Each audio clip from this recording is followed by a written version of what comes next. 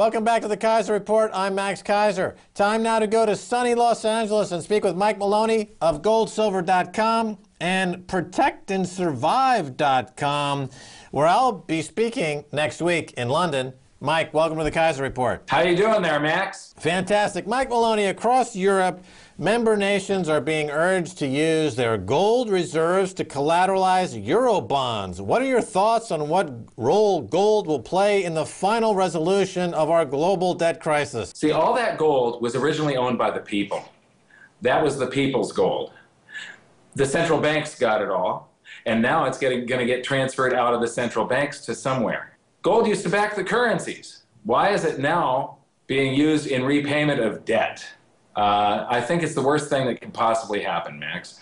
I think that, every 30 to 40 years, the world has a new monetary system.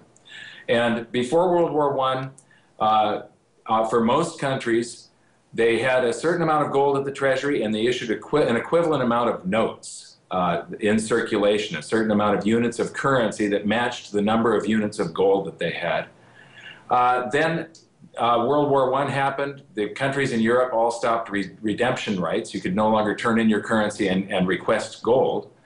And then they lit up the printing presses. And so between the war, we had something called the Gold Exchange Standard, where between the two wars, World War I and World War II, the Gold Exchange Standard in the United States, for instance, the Federal Reserve Act specified that the currency only had to be backed 40% by gold. So in other words, they could put $50 in circulation for every $20 gold piece in the vault. And those $50 all promised to pay gold. So we were putting more receipts for gold or claim checks for gold in circulation than gold. The currency was the paper that circulated. The money, the real stuff, was in the vault, the stuff of intrinsic value. That fell apart during the Great Depression because it was a very poorly designed system. It was a man-made system. It fell apart. And they came up with the Bretton Woods system from 1944 to 71. And there was no reserve requirement. We could print as many dollars as the U.S. wanted to print and only have a certain amount of gold. All the other countries on the planet would back their currencies with U.S. dollars, and the U.S. dollar was backed by gold at $35 an ounce.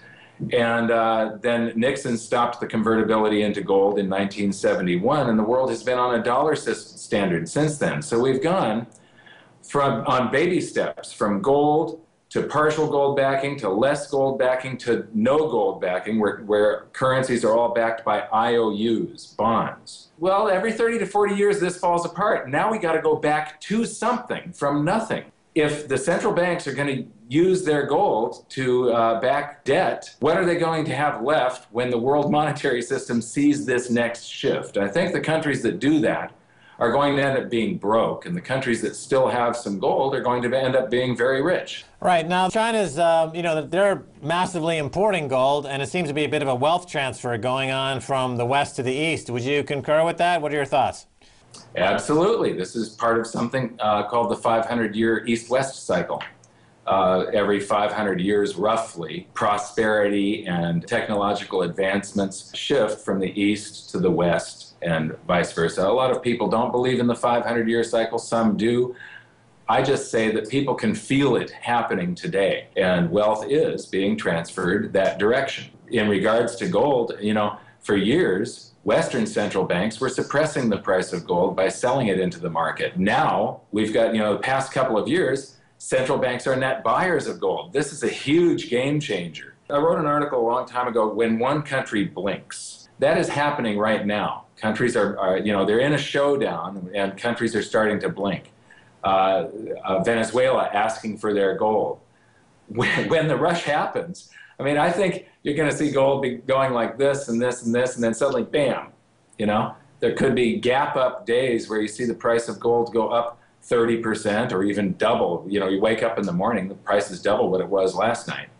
Well, certainly as you get further into a bull market, you have different dimensions of that market occur, and that kind of volatility, I think, is to be expected. Now, speaking of wealth transfer, since September 29th in the U.S., 650,000 customers have transferred $4.5 billion out of big banks into credit unions and community banks. How much more impact on the fraudulent banking system would this protest have made if each of these 650,000 customers had bought just 1 ounce of silver? Well, you know, the silver market, I'm not sure the size of it right now. It used to be that the silver market was 1/300th the size of the gold market. My understanding is that this above-ground silver supply is roughly worth about $1 billion.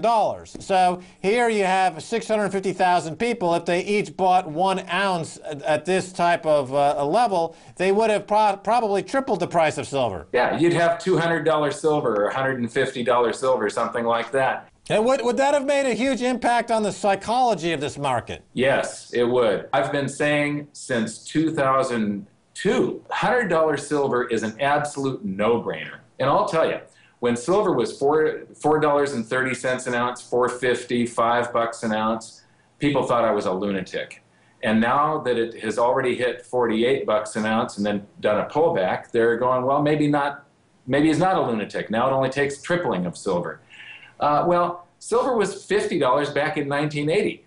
Name one other thing on this planet that's selling at a discount to its 1980 price, Max. Computers.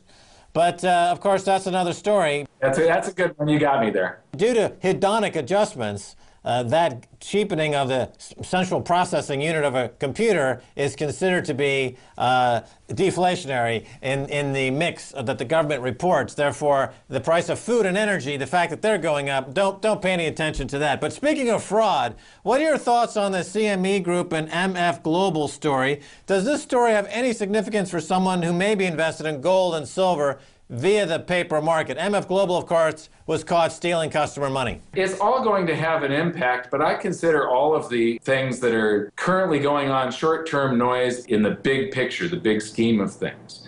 No fiat currency has ever survived. In 1971, we began a grand experiment where all the world's currencies became fiat all at once. This is proven thousands and thousands of times that this does not work. There is no example of any fiat currency before 1971 surviving. They all eventually fail. So my real target for gold eventually is infinity dollars of the type of dollar that exists now, the unbacked fiat currency dollar. That will go to infinity dollars per ounce as far as the gold price. My target basically is gold should be higher in price than the points on the Dow.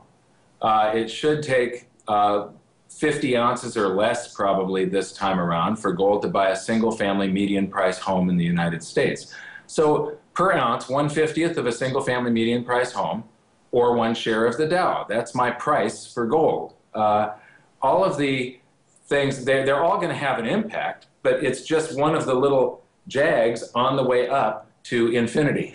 Okay, so let's talk about that gold Dow ratio for a second, because it's historically interesting. There are 2 times in the past where the Dow Jones and gold have reached 1-for-1 parity. 1980, of course, the Dow Jones was at 800. The price of gold was at 800. Then I think you go back into the 1930s where the price of gold was something on the order. Actually, the price of gold was $20.67 an ounce on a day where the Dow was at 40.22 points. 40, the Dow Jones was at 40. Boy, that was a good day to be long the Dow. But it was, so at the 1-to-1 parity using this rule of thumb, you're saying gold with the Dow Jones at approximately 11 to 12,000 an ounce. Let's say the Dow Jones comes in and we have a 1-for-1 parity anywhere between 5,000 and 10,000 on the Dow, kind of. Is that what you're saying? Yeah, if we go into big deflation, maybe gold peaks at $3,000 an ounce, but the Dow will be 1,500.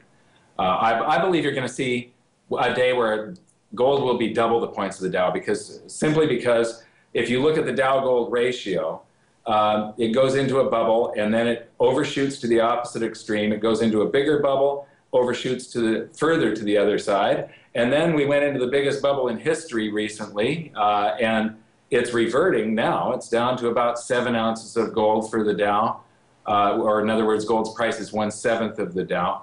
But since we're coming off of a point where paper assets were more overvalued in the year 2000 than at any time in all of history. PE ratios were insane. Dividend yields were non-existent. And we're reverting back. It was 45 ounces of gold to buy 1 share of the Dow. So gold's price was 1/45th the points on the Dow. It's currently 1/7, so gold is catching up. But we've been so far out of whack that it's going to overshoot further to the opposite extreme. I think you're going to see gold at double the points on the Dow one day.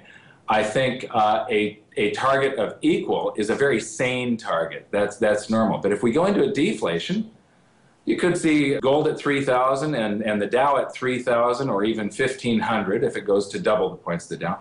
If we go into hyperinflation, maybe gold would be $30 trillion an ounce and the Dow 15 trillion points. And still, gold will buy you the same amount of shares of the Dow regardless of whether it's deflationary or inflationary. Gold's purchasing power should rise 7 to 14 times compared to stocks. In the year 2000, gold was the most unloved and ignored than it had ever been throughout all of history. For the first time in 1971, from then on, it was no nation's money. From 1980, it went into a brutal bear market from 1980, where it hit 850, to the year 2000, when it was only $250. And you know, it's up at 1,800 roughly, so it's just barely over double from its 1980 high, and they've created about 10 times more dollars. I mean, how many things are just double in society what they were in 1980? Almost everything is up far, far higher than that. All right, well, certainly, you know, it's 15 trillion or 30 trillion. It sounds like really absurd numbers, but remember back in the Weimar German days in the 1920s, the Reichsmark went from a 1-to-1 ratio to the U.S. dollar to 5 trillion to 1 to the U.S. dollar. So getting into those trillion numbers, historically, you do see that from time to time. Mike Maloney, we're out of time. Thanks so much for being on the Keiser Report. Thank you so much, Max.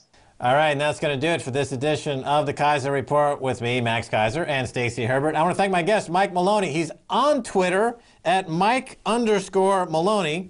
You can follow me on Twitter, and please follow me on Twitter. I'm trying to stay ahead of Stacy Herbert on Twitter.